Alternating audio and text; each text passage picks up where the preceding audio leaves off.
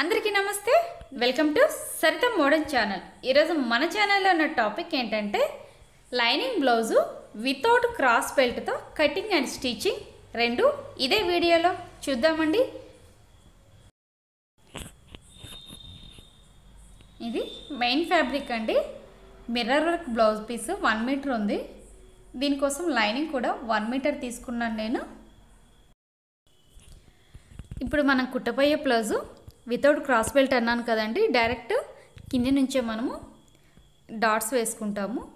So అలాంటప్పుడు cross cutting blouse ఇవన్నీ ఏం మనం క్రాస్గా కట్ చేసినంత అవసరం అయితే ఉండదు. కాబట్టి ఫస్ట్ నేను చెస్ట్ లెంత్ తీసుకుంటున్నా. ఇప్పుడు కుట్టబోయే blouse 36 inches size. So 36 divided by 4 9 inches plus 2 inches extra margin. So టోటల్గా 11 ఇంచెస్ వెడల్పు తీసుకున్నానండి బ్లౌజ్ని. సో బ్లౌజ్ని మొత్తం ఫోల్డ్ చేయాల్సిన అవసరం లేదు. కరెక్ట్గా 11 ఇంచెస్ వరకు ఫోల్డ్ చేసి దాన్ని ఇలా మధ్యలోకి ఫోల్డ్ చేసుకోండి. మధ్యలోకి ఫోల్డ్ చేసుకున్న తర్వాత మనము బ్లౌజ్ లెంత్ తీసుకుందాం ఫస్ట్. సో బ్లౌజ్ లెంత్ నేను ఇక్కడ 15 ఇంచెస్ తీసుకుంటున్నా. So plus ½ inch extra stitches మార్జిన్కి పోను.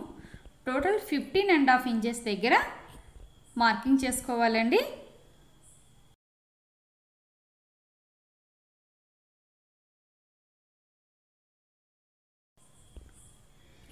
ఫిఫ్టీన్ అండ్ హాఫ్ ఇంచెస్ దగ్గరే మార్కింగ్ చేసుకుంటున్నాను. ఇది blouse length.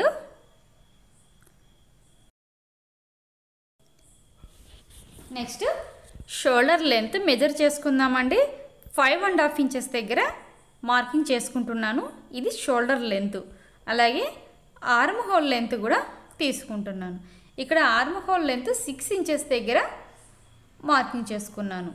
So arm whole దగ్గర 6 ఇంచెస్ దగ్గర ఇలా లైన్ డ్రా చేసుకోండి. అలాగే ఆర్మ్ హోల్ రౌండ్లో 1.5 ఇంచెస్ దగ్గర మార్కింగ్ చేసుకొని ఆర్మ్ హోల్ రౌండ్ డ్రా చేసుకుందాము.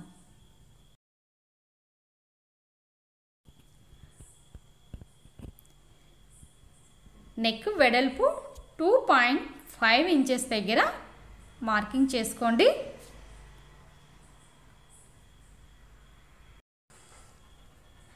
చెస్ట్ లూజ్ 9 ఇంచెస్ అనుకున్నాం కదా.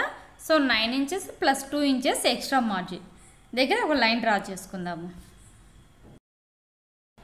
ఇప్పుడు మనం ఫ్రంట్ పార్ట్ బ్యాక్ పార్ట్ రెండు ఒకేసారి కట్ చేసుకున్నాం కదండి. అందుకే నెక్కులు ఇప్పుడే తీయట్లేదు. ఈ పార్ట్స్ రెండు విడివిడిగా తీసుకున్న తర్వాత నెక్ కటింగ్ అనేది చేసుకుందాం. So front part back part విడివిడిగా కట్ చేస్తున్నాను. అలాగే షోల్డర్ దగ్గర మనం మార్కింగ్ కోసం చిన్న కట్ మార్క్ పెట్టుకోండి. First front part neck cut చేసుకుందాం మనము. సో నేను ఫ్రంట్ పార్ట్ తీసుకున్నాను. ఫ్రంట్ పార్ట్కి నెక్ వెడల్పు 2.5 ఇంచెస్, అలాగే నెక్ డీపు 6 ఇంచెస్ దగ్గర మార్కింగ్ చేసుకోండి.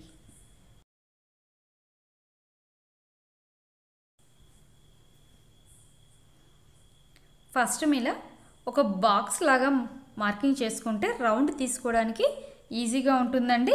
సో ఇప్పుడు బాక్స్ లాగా చేసుకున్నాం కదా, ఇందులోంచే మనము రౌండ్ మార్కింగ్ చేసుకుందాము.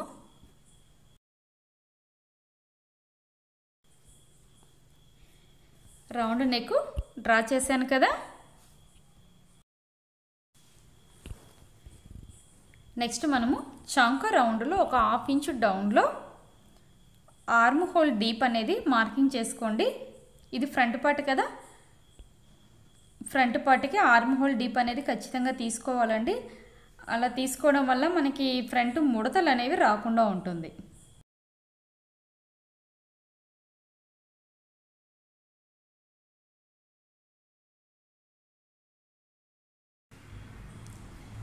ఫ్రంట్ పార్ట్ కింది పైపు ఒక ½ ఇంచు మార్కింగ్ చేసుకోండి. ఈ ½ ఇంచు నుంచి క్రాస్గా ఇలా మార్కింగ్ చేసుకొని కట్ చేసుకోవాలి. సో మనం క్రాస్ బెల్ట్ పెట్టినప్పుడు ఎలా కట్ చేసుకుంటామండి, అదేవిధంగా లైట్గా కట్ తీయాలి.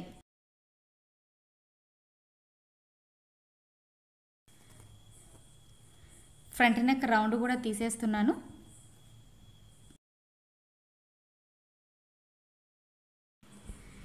అదేవిధంగా ఇందాక ఆర్మ్ హోల్ డీప్లో మనం ఒక 1/2 ఇంచ్ డౌన్లో మార్కింగ్ చేసుకున్నాం కదా, చంక లోతు కూడా కట్ చేస్తున్నాను.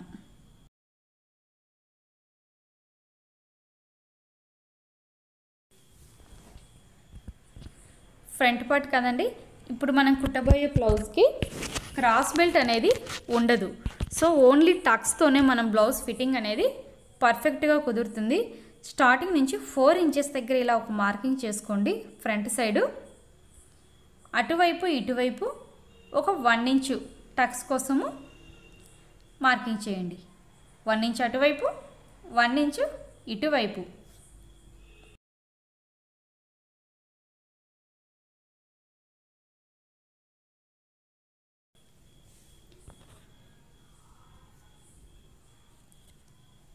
ఫోర్ ఇంచెస్ దగ్గర ఒక మార్కింగ్ చేసుకోండి.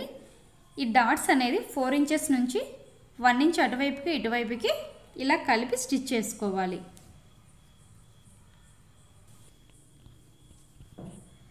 అదేవిధంగా ఫ్రంట్ సైడ్ కూడా ఒక 1/2 ఇంచ్తో ఒక మార్కింగ్ చేసుకోండి డాట్ వేసుకోవడానికి.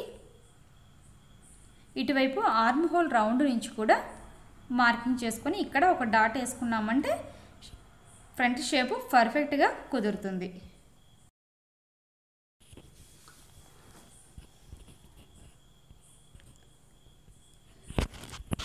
డాట్ మార్కింగ్ చేసుకున్నాను కదా.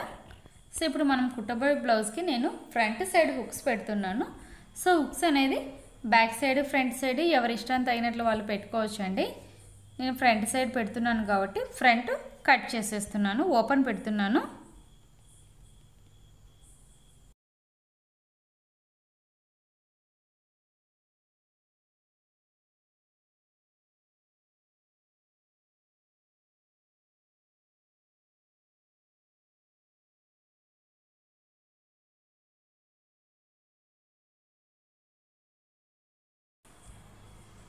ఫ్రంట్ పార్ట్ మార్కింగ్ అనేది పూర్తయిపోయింది కదా.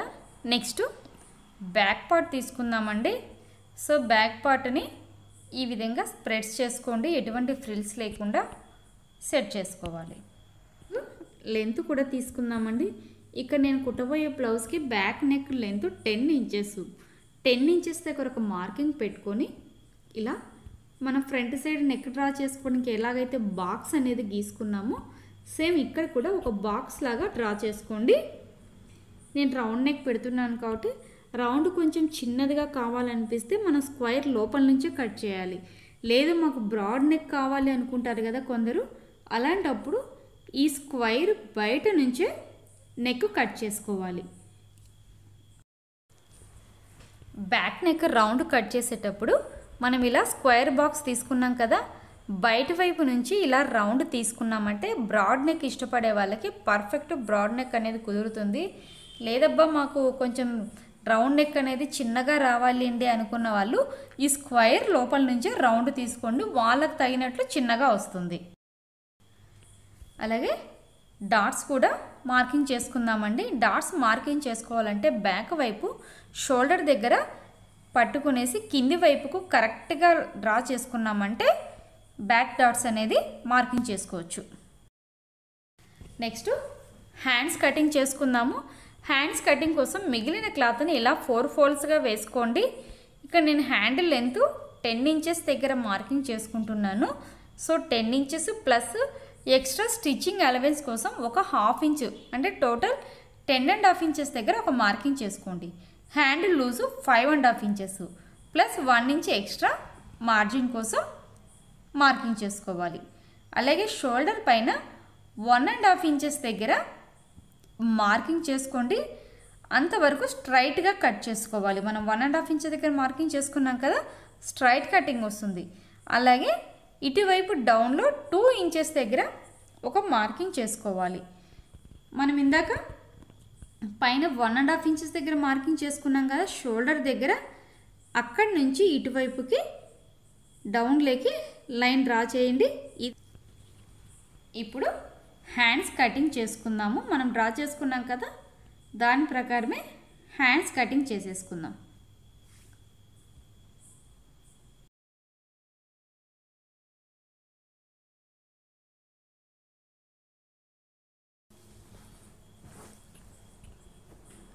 హ్యాండ్స్ కటింగ్ కూడా పూర్తయిపోయిందండి. నెక్స్ట్ మనం ఫ్రంట్ పార్ట్ బ్యాక్ పార్ట్ కోసము కింది వైపు పట్టి స్టిచ్ చేసుకోవాలి కదా. సో దానికోసం క్లాత్ కట్ చేసుకుందాము. నేను ఇలా లైనింగ్ క్లాత్లో మిగిలిన క్లాత్తోనే కట్ చేస్తున్నాను.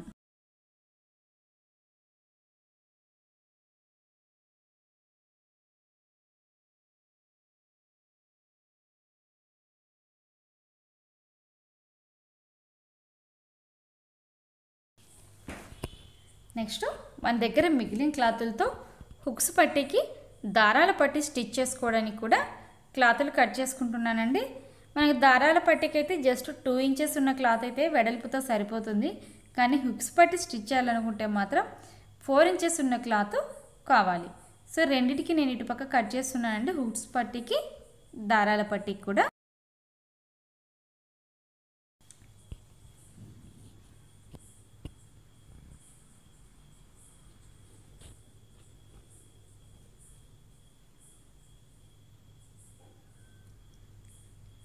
సో టోటల్గా మన బ్లౌజ్ కటింగ్ పూర్తయిపోయిందండి.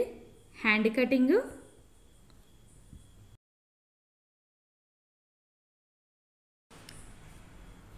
నెక్స్ట్ ఇందాక కట్ చేసింది మనం లైనింగ్ బ్లౌజే కదా. సో ఈ లైనింగ్ బ్లౌజ్ బేస్ చేసుకుని మెయిన్ ఫ్యాబ్రిక్ కూడా కట్ చేసుకుందాం. సో మెయిన్ బ్లౌజ్ అయితే ఇలా ఉంటుందండి. కింది వైపు ప్లెయిన్ వచ్చేసింది.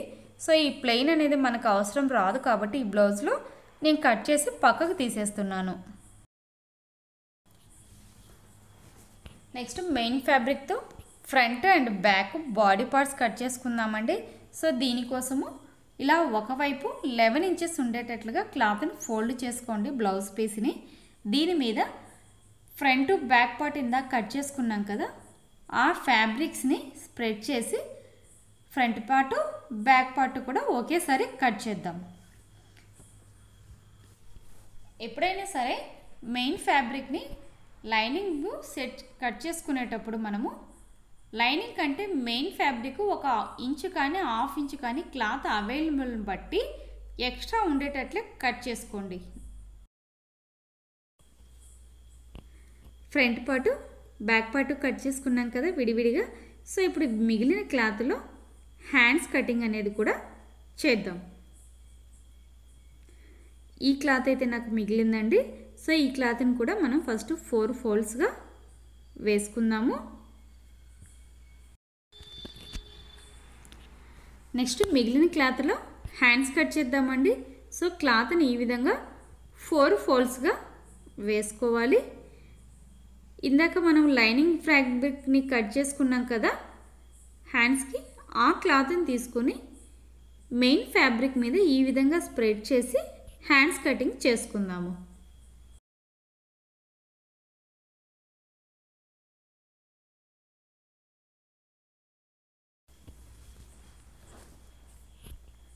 ఇప్పుడు మనకి పైన మిగిలిన క్లాత్ ఒక్కోసారి ఈ చంక రౌండ్ అనేది క్లాత్ తక్కువగా వచ్చినప్పుడు ఇక్కడ జాయింట్ చేసుకోవడానికి మనకి ఈ క్లాతులు యూజ్ అవుతాయండి. 4 పీసెస్ వస్తాయి. సో 4ని యాజ్ ఇట్ ఈజ్గా ఇలాగే తీసి పెట్టుకుంటే ఈ విధంగా జాయిన్ చేసుకోవచ్చు.